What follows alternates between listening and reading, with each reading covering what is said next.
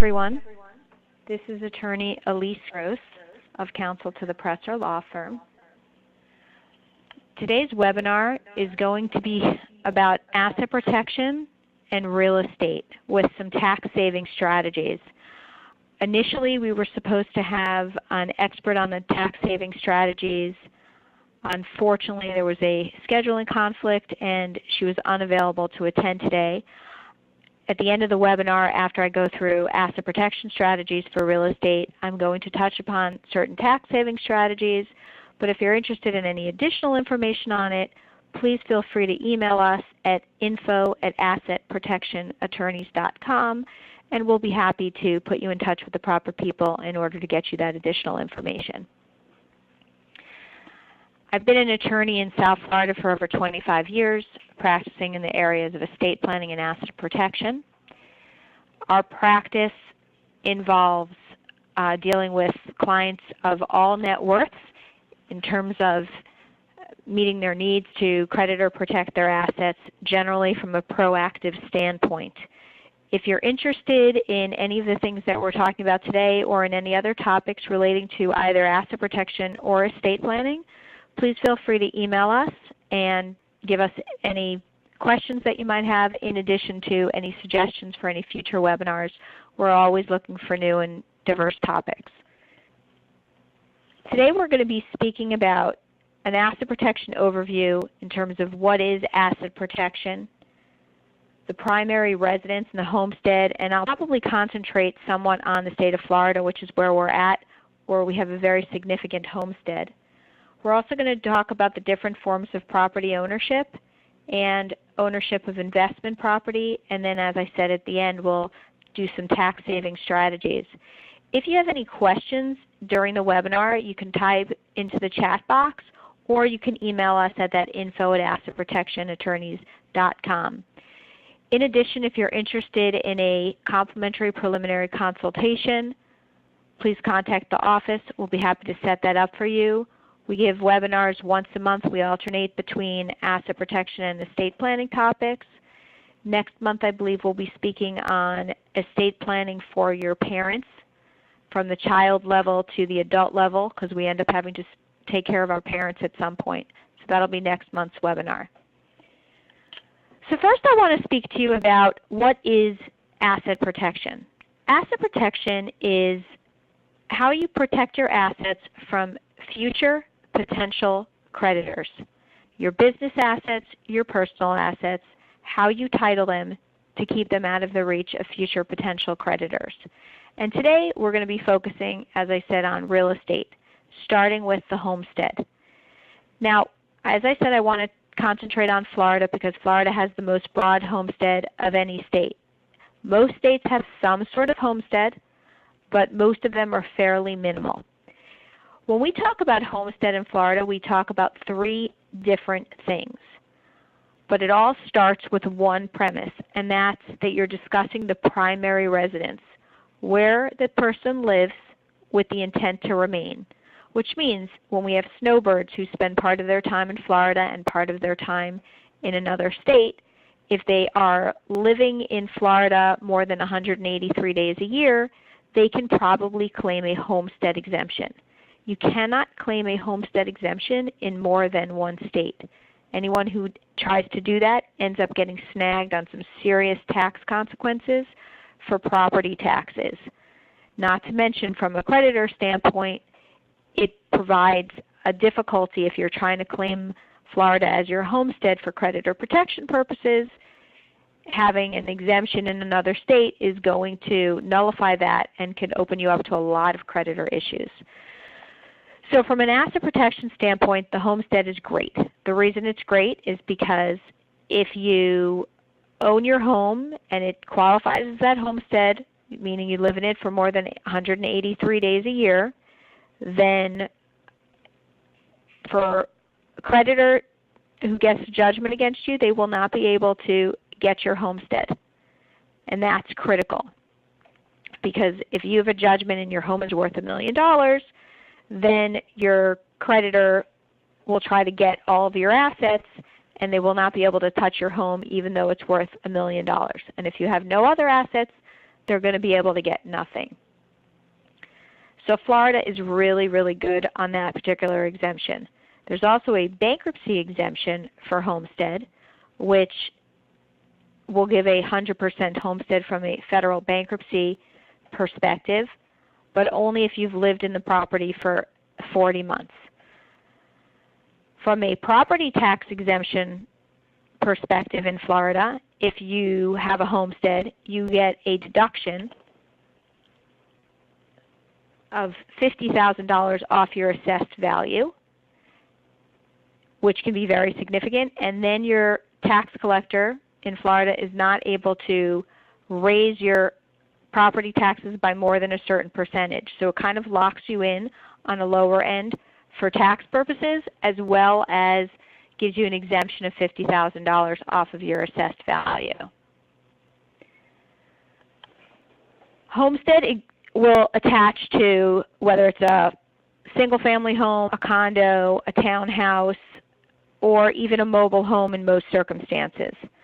So it can be extremely broad, and again, it's going to depend on what state you're living in, but discussing Florida specifically, it's going to be the most broad and will attach to all of those different types of dwellings.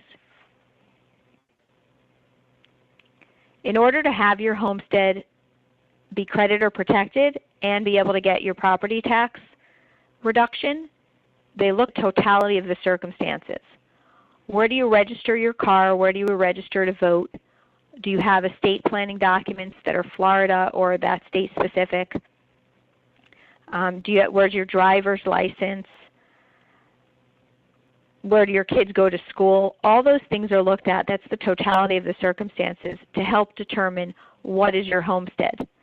But I think one of the things I need to really go into is just because you live here doesn't mean you have to own a home in order to have your homestead in the state of Florida.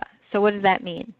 If I live here and I rent an apartment, well, I'm not going to get a property tax exemption because I don't own the property. However, from a creditor perspective, my living in Florida, that's my residence, that's where I pay my taxes from, that's where I have my driver's license. If a creditor comes looking for me and gets a judgment against me personally, then they have to abide by the Florida exemptions for creditors, which means that I'm going to have an expanded exemption over most states. That means my annuities are going to be protected if I bought them before I had a liability, my retirement funds, cash value in my life insurance, and many other exemptions.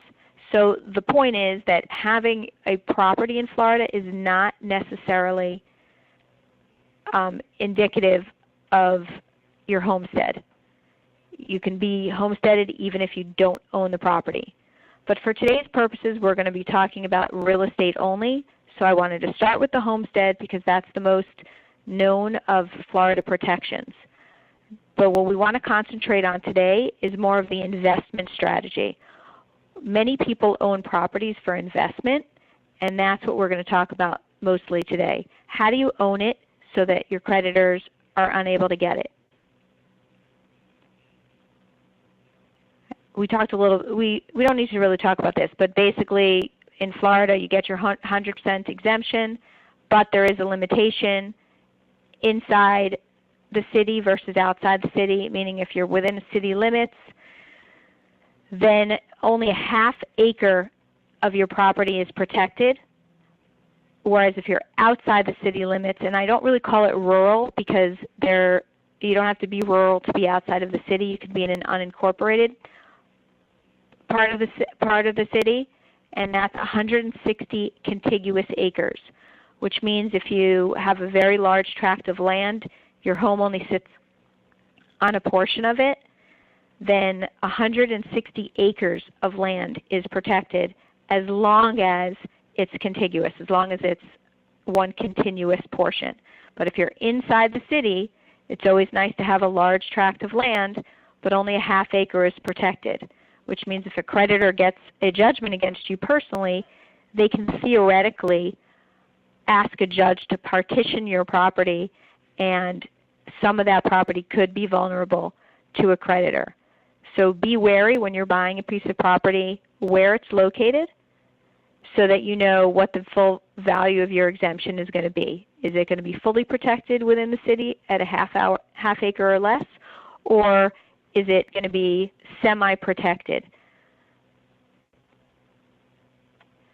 So now let's talk about the different forms of ownership that will be possible with investment property.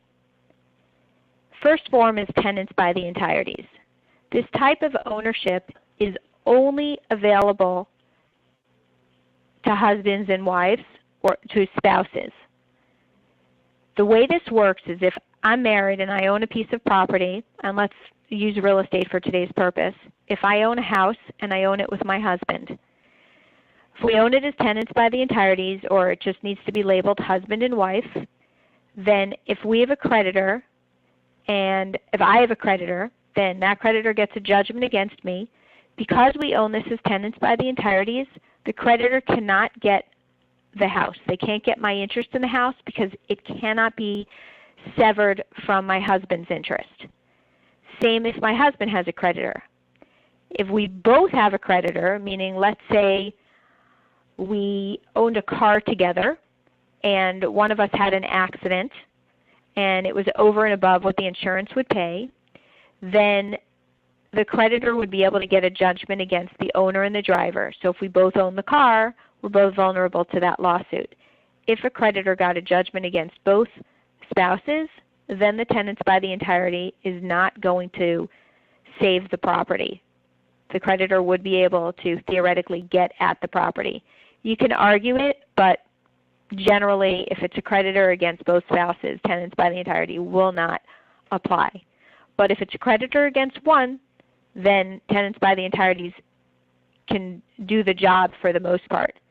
The problem you have is that if one spouse dies, then the other one becomes solely owner of the property, and if that's the spouse that has the judgment, then a creditor can then swoop in and take the home. So while tenants by the entireties is a great way to own bank accounts, it's not even a bad way to own property. I wouldn't own the property directly as tenants by the entireties. When we talk about different kind of company ownerships, I'll explain how tenants by the entireties can be used along with a different type of ownership so that you can get an exemption as husband and wife from creditors.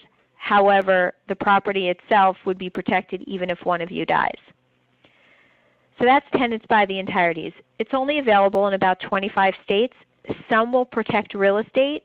Some will protect real estate and personal property. Majority of the states will protect real estate. Again, focusing a bit on Florida today, we have tenants by the entireties for any type of asset. The key with the tenants by the entireties is there's no divisible interest. The husband and the wife own one circular ownership. You can't separate what they own. If they get divorced, tenants by the entireties is over, and now they're separate owners. They own as what we call tenants in common, which we're going to discuss. So tenants by the entireties will only be available if you're married. The next type of ownership that you might have with property would be joint tenants with rights of survivorship. That's where two or more individuals own a piece of property, and if one dies, then the interests of the others are reapportioned so that they equally own the remainder. For example, if 3 people own as joint tenants with rights of survivorship, they all have the exact same ownership and they each own 1/3. If one dies, then the remaining 2 owners will now each own 1/2. So it's a very nice way of doing things to avoid the probate system if somebody dies, because it's very simple. One dies, the others just get a larger ownership until the last one dies, and now you're left with one owner, and that owner will have to potentially probate that asset, but any judgment creditor against that one owner can swoop in and take the property. The difference between joint tenants with rights of survivorship and tenants by the entireties is that with tenants by the entireties, if you get a judgment against one spouse, consider that spouse a co-owner, it can't touch the property. If you get a judgment against both, they can touch the property. With joint tenants with rights of survivorship, a creditor of any one of the owners can take the entire property. So there really isn't any creditor protection in joint tenants with rights of survivorship. And what's very interesting is that when most people are uneducated as the difference between joint tenants with rights of survivorship and tenants by the entireties, and if you present people who are buying property, usually husbands and wives who are buying property, with the option of joint tenants with rights of survivorship or tenants by the entireties, the people who don't know what that means will usually jump to the concept of right of survivorship. When you do that, you actually negate tenants by the entireties. So you have to be very careful when you purchase, whether it's really with any asset, whether it's real estate or a bank account or anything. Don't jump to joint tenants with rights of survivorship without getting educated on whether or not your state allows for tenants by the entireties, and that's only if you're married, because tenants by the entireties is unique to spouses. And don't jump to tenants with rights of survivorship if there are other possibilities that might serve you better. For instance, let's just say 3 people want to buy a piece of property, and they're each putting in equal amounts. Well, theoretically, they would be thinking that if one of them dies, the property, their interest in the property, their third, should pass to their children. It wouldn't pass to the other owners. They may want to leave a part of this behind. If it's joint with rights of survivorship, then the property passes to the surviving owners, and there's nothing that gets passed on to the next generation. So you definitely will avoid probate, but you're not leaving anything to the next generation. So you have to be extremely careful in that ownership.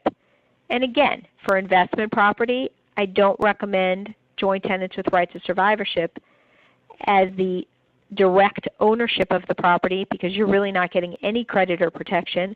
You're really making the property vulnerable to multiple owners, creditors. Tenants in common, which I mentioned a little bit before, is an ownership where each person owns their individual interest, which means if I'm a tenant in common owner with somebody else, I can own any fractional share of the property. It doesn't matter. We don't all have to own the same amount. We can own the same amount, but we don't have to. I can own 25%, someone else can own 50%, someone else can own 10%. It doesn't matter. The difference there is that if I die and I own 25%, my 25% is going to go through my estate to whomever I decide to leave it to. If I own it in my individual name, it's going to go through my will, and it'll pass to my children or whoever I want it to go to. I can instead own it in a revocable trust, in which case it'll pass through my trust. But only my interest will pass through, only the 25% I own.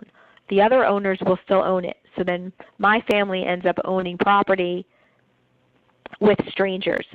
So sometimes we don't like to do that because it creates a lot of drama when you've got strangers owning property. But the good news on that is that you have something to leave at your death. The other semi-good news on that is if you own 25%, then if you have a judgment against you, the creditor can't get the other owner's interest in it. They can get yours, but they can't get the other owner's interest in it. Therefore, 75% of the property would technically be protected with the other owners. Also, is a creditor really going to want to force either a partition action or a sale of the property in order to get their 25% so that they can own the property with strangers? It's not really going to be the most palatable choice for a creditor. However, I still don't recommend tenants in common ownership directly of property, of real estate, because you do have the potential that a judge will order a partition action and make the property vulnerable. They'd have to sell it. You'd lose your 25%. So these are the types of ownership that you can have either directly in real property or, as we're going to talk about, in entities. in different kind of protective entities that you can set up to own the real estate. So we can use these types of ownership in order to create a structure that accomplishes what we want and still get creditor protection. The life estate is a very interesting nuance, and we used to see a lot more of it in small condos and people who didn't have very much money who wanted things to go easy when they died. The idea is that a life estate is an interest that somebody has that expires at their death. It could be either that they owned a piece of property and decided they wanted their children to own it. After their death, they wanted to avoid probate, but the mother still wants to live there until she dies. So she would deed her home to her children and reserve for herself a life estate, which means mom lives there, mom pays the expenses. When mom dies, the children already own the property and they really don't have to do anything to get it. Mom can still get in Florida a homestead property tax exemption because she has the life estate, so the taxes will be relatively low until she dies. And then at her death, it'll be reassessed because now it won't be homestead anymore. The life estate is not the full interest in the home, which means if mom wants to sell the house, if the deed is not done properly, then mom really can't sell it without the kids' consent. If the deed is done properly and it's called what we call in Florida a ladybird deed, then mom could technically sell it. If mom gets a creditor and it's her homestead, then the creditor will not be able to get at the life estate interest. But what's interesting is that the interest that the children have while they wait for the parent to pass, that interest is subject to the claims of creditors. The creditor would not be able to foreclose on the property if mom was still living there and had the life estate, but as soon as mom passed, the creditor could foreclose on the property. So it's not always the best type of ownership, and the only time you're really ever going to see it is in a personal residence or maybe in a family-used vacation home. But you have to be very careful how you use this life estate, because the minute the life estate person passes, then it passes to the children. It's already owned by the children, and their creditors can get it. So how do we protect from creditors? That's the whole crux of what we're talking about today. Well, the primary way to own real estate to make it protected is to own it in a limited liability company or an LLC. The reason that's the best type of ownership is because if the property is owned in the LLC and one of the owners, who we call members, is sued for something unrelated to the property and a creditor gets a judgment against them, then depending on what state they're living in, what state the LLC is in, a creditor usually cannot get a foreclosure on the interest of the member, which means that the property in the LLC is safe from the creditors of the member, the owner. Again, it's going to depend on what state you're in, but generally it would be protected from the member's creditors. Now understand that if the creditor gets a judgment against the LLC itself, then the creditor can get what's in the LLC. So for instance, if the LLC owns a piece of commercial property and someone slips and falls on that property and is gravely injured and it's over and above the insurance, then that person who fell can get a judgment against the LLC itself and take the commercial property to sell it in order to pay for the judgment. They would not be able to get at the member unless the member did something negligent. So the member would still have their other personal assets, but the LLC assets would be vulnerable to the creditor of the LLC. On the flip side, the judgment creditor against the member personally for something else in a state where charging order protection is exclusive wouldn't be able to get at the member's LLC interest. The only thing they would be able to get at that point is what we call a charging order against members' distributions, meaning did the LLC pay out to the member what we call a distribution. If the LLC doesn't pay out a distribution, then the creditor can sit and wait, but they're really not going to get anything because the LLC doesn't pay a distribution. And it depends on who controls the LLC as to whether or not distributions are made. The other positive about the LLC is that if the LLC is manager managed, meaning it doesn't have to be a member, or it could be a member who is also a manager, if the LLC is sued, then unless the manager did something negligent, then the creditor is unable to get at the manager personally for any debts of the LLC. So there's inside-out protection and outside-in protection. And again, it's really going to depend on your state where the LLC is located in order to see the maximum protection that you're going to have. But really the LLC, even though it's only been around for about 40 years, is probably the best choice for ownership of real estate because of the lack of personal liability. Other types of ownership of property that may or may not be creditor protected are trusts. And you have to be very careful with this because a lot of people don't understand the differences between trusts. And I can tell you that people walk in here every day and talk about they're protected. No problem. They own their property in a trust. And then when I ask them what type of trust it is, and they describe it, and I say to them, well, that's a revocable trust. Well, that means you can do whatever you want with that trust. That money is all yours. That property is all yours. And because the property is all yours, because it's in a revocable trust, your creditor is able to get at that property.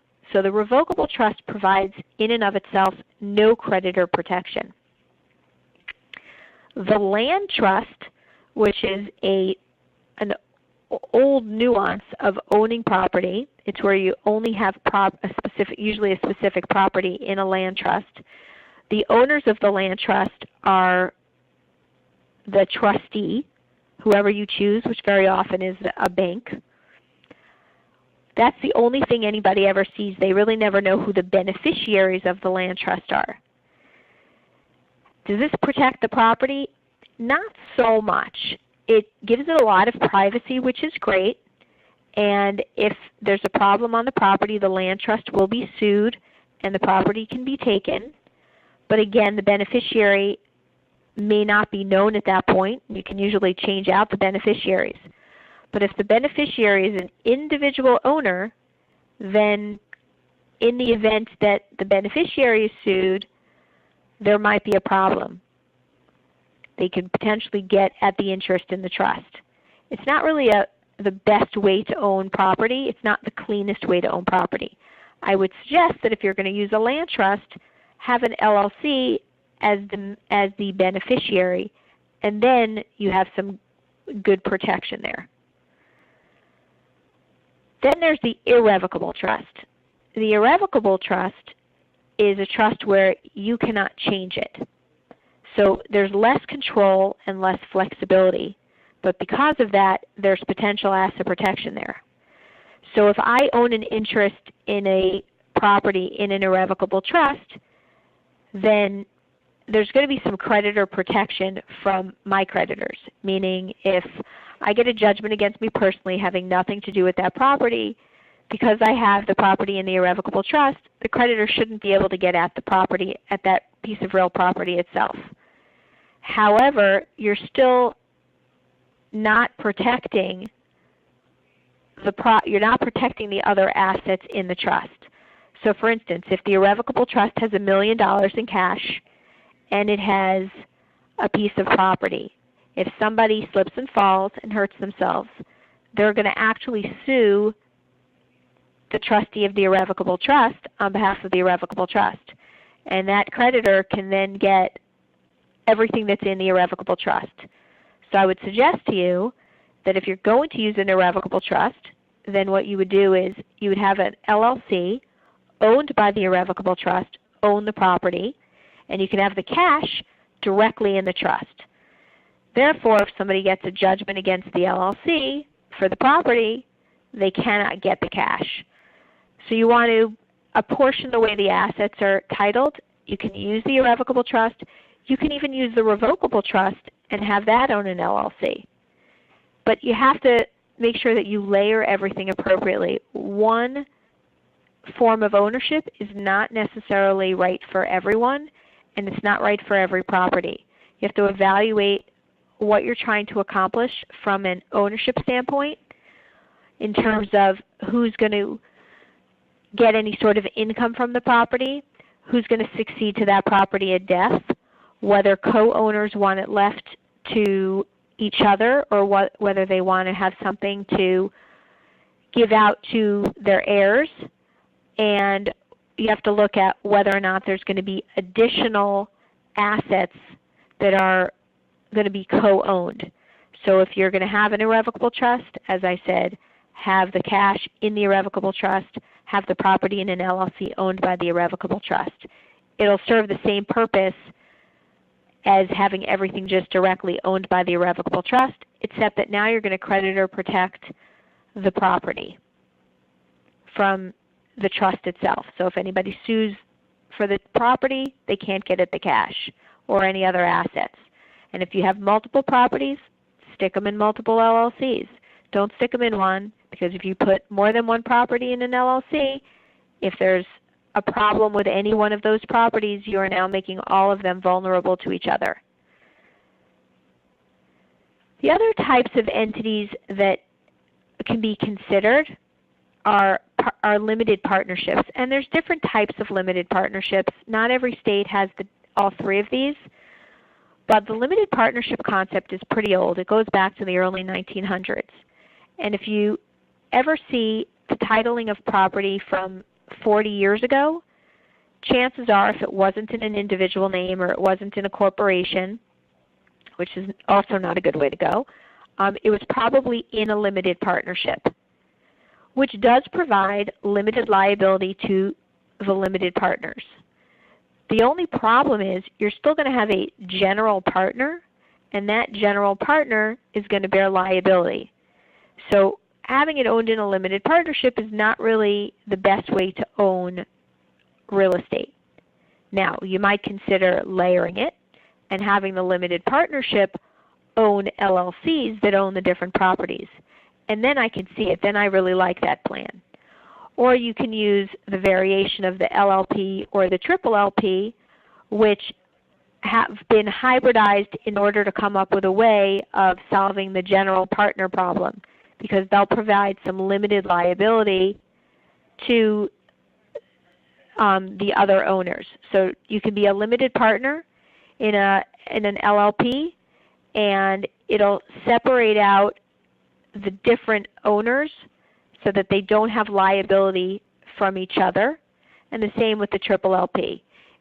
It's just an expanded version of the limited partnership. And again, it's not available in every state. You have to evaluate, but we still don't really recommend it tremendously for real estate ownership. We still like the LLC the best. It could be layered with any one of the other things that you're looking at now, whether it's a revocable trust, an irrevocable trust, the limited partnership, the double LP, or the triple LP. So now let's talk about some tax strategies for investment properties. Well, sorry, I wasn't sure which one. The LLC, the trust, or the limited partnerships, if they own the property, we can do what's called a cost segregation. And again, I was hoping that we were going to have an expert on this today, so I'm only going to just touch upon the highlights of it. But the idea is that if you own investment property, and normally when you own investment property, you have it depreciated over a certain period of time. So I believe for a commercial piece of property, you generally depreciate over 39 years, which is an extremely long time. It's a very slow-moving process to be able to take income tax deductions on this. Whereas residential property, I think, is 27.5 years, which is lower but still a very long time. If you do a cost segregation study, then there's a potential, it's not always a definite, there's a potential that what they can do is they can separate out the values of personal property and land improvements and potentially reduce the depreciation schedule to depreciate those amounts over whether it's 5, 7, or 15 years, which could be a very significant tax benefit. And on the back end could end up having some good losses. So you have to be very careful who you deal with. Always want to deal with the most reputable of companies that do this, but have it evaluated. If you own a lot of rental property, there's really no downside to having this evaluated because you were probably just depreciating it over the long haul. So you want to get a cost segregation study or at least consult with a specialist to find out whether it's worth getting the cost segregation study. My understanding is sometimes it doesn't make it worth it with a particular piece of property, but you have to have it evaluated to really know. So before you even purchase a commercial property, which depreciates over 39 years, you should evaluate the situation. If you don't know of somebody, your CPA can probably point somebody out, or sometimes the CPA firms do the cost segregations. But I don't really see a downside of getting it evaluated because there can be significant savings in taxes later on. Another thing that was very interesting is the conservation easement. Essentially what happens here is that if you own a piece of property that has some sort of natural or agricultural or historic resource, you can, the concept is really kind of like a donation. You donate certain rights to the land, conservation rights, and it's a forever donation. You can't take it back once you do it. But by doing so, you can end up with some significant income tax deductions. So part of this is, let's say you're in an area where there's a lot of empty land and they're going to be doing a lot of development. Well, if you take the hit and say, you know what, I'm not going to sell out to the developer. Instead, I'm going to donate a certain portion of my land for conservation, meaning that they will never develop that land, then obviously you're going to devalue your land somewhat. It's not going to be worth the same as the person who's selling their land for development. But because of that, because you're ensuring that there's going to be some undeveloped land, the federal government likes that, and they're going to allow you to get some significant income tax deductions. And it varies as to how much the deduction is going to be. It's going to depend on, what the real conservation value is. But there can be definitely a significant value to you as a landowner. In addition, you probably are doing it because you're the type of person who's into conservation. Probably most people don't do it just for the taxes, although if it's just one tract of land that you have, you may just do it just for the taxes. In addition to that, some states have state income tax deductions on this. So it'll depend where the land is located as to whether or not you're going to get a state deduction for it as well. But it can be a very significant income tax play in the ownership of land and real estate.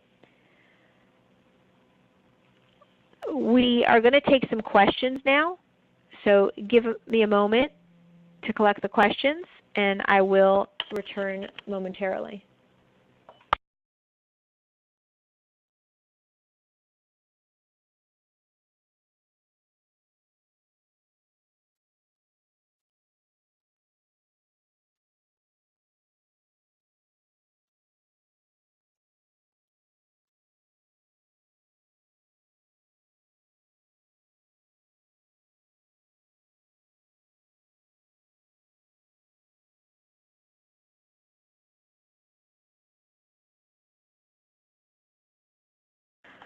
Okay, so the question that we got is, if I own land in more than one state, can I put all that land in one LLC? So the answer is, theoretically you might be able to, but I definitely wouldn't recommend it. Number one, when you have real property, it's governed by the state that it's located in, so you're generally going to set up an LLC in that state. So if your properties are in multiple states, you're probably going to want multiple LLCs from those specific states. In addition to that, as I said earlier, you don't want to have more than one property in an LLC unless they're very small valued properties, because you're going to make them vulnerable to each other if there's an issue. Because if one property has an issue and that LLC gets sued, you can take all the properties in there. For that reason, I would not suggest having one LLC in one state to own properties in multiple states. Now, you may want to avoid probate, so you can consider getting a revocable trust to own the multiple LLCs, maybe with a limited partnership in between, and then the property itself, when it's in an LLC versus just a deeded piece of property, becomes personal property and will avoid probate in the state it's located in. So you could avoid probate in multiple states if you do it that way. Next question I got was, what about my personal home? What entity do you recommend? So good question. I specifically didn't recommend an entity for a personal home, and the reason is that if it's your primary residence, there are income tax benefits to owning a primary residence in your own name. If you start transferring it into an entity, you're going to lose income tax benefits. For instance, when you go to sell your home, based on the current law, there's a capital gains exemption from the sale, from the appreciation value of $250,000 per individual. So husband and wife have $500,000 of appreciation or capital gains that they can exempt. Whereas if it's owned in an entity, you don't have that. Now, you may consider owning it in a revocable trust. Again, not directly asset protection, but it does avoid probate. It's going to depend what state you're in. I can tell you in Florida, right now, case law is not really clear on whether having your home in your primary residence directly owned in your revocable trust provides creditor exemption for homestead. So we take a conservative approach and generally shy away from that. Unless it's somebody who's older, not married, so they don't have tenants by the Entireties to use, and they really don't have too much of a potential for a creditor. But generally, I wouldn't recommend, in Florida at least, having your home in a revocable trust. However, in the states that you do want to do it in, that's not a problem. You don't lose the capital gains exemption for that one. So we generally don't rush to put the primary residence in some sort of entity because there's an income tax benefit to not. However, you are definitely taking a risk, because if you're in a state that doesn't have a very good homestead, then your equity in your home is potentially at risk. You might consider doing a line of credit against the home so that it's, we'll call it equity stripped. If you don't have equity in the home, then a creditor is probably not going to come after it. And then as a general rule, if you're living in a home, that's the last asset the creditor is going to come after. They're not going to want to go to a judge and say, you know, we had other things available to us, but we decided to go after the home that the family lives in. So from an asset protection strategy, your best bet is equity stripping out the home. Just have a good mortgage on it so it doesn't have that much equity in it. And that way you can have your income tax benefits and still, you know, have your home not be particularly vulnerable to a creditor because they're not going to rush to get something that you're living in that doesn't have much equity. Now there are certain states like California, which I don't practice in, but California has a little nuance called a personal residence trust that tends to be pretty popular there, where you can transfer your home into a personal residence trust. You can live in it, rent it. It's basically for the benefit of the children later on. I don't know that much about it, but it's definitely, if you're in California, something you can look into. But from a primary residence standpoint, you can either lose all the tax benefits and put it in an LLC, or you can equity strip it and just kind of not keep too much equity in it, have a line of credit, have a mortgage on it, and it's, creditors are less likely to come after your home than they are if there are other assets for them to come after. I want to thank everyone for joining us today. Please join us for next month's webinar on estate planning, and if you have any other suggestions for webinar topics, we're always happy to hear them. If you have any additional questions regarding today's webinar, please email in. We'll be happy to answer them for you. And if you're not already receiving our weekly newsletter, then please email us or give us a call, and we'll make sure to get you on there. Thank you so much, and have a great rest of the day.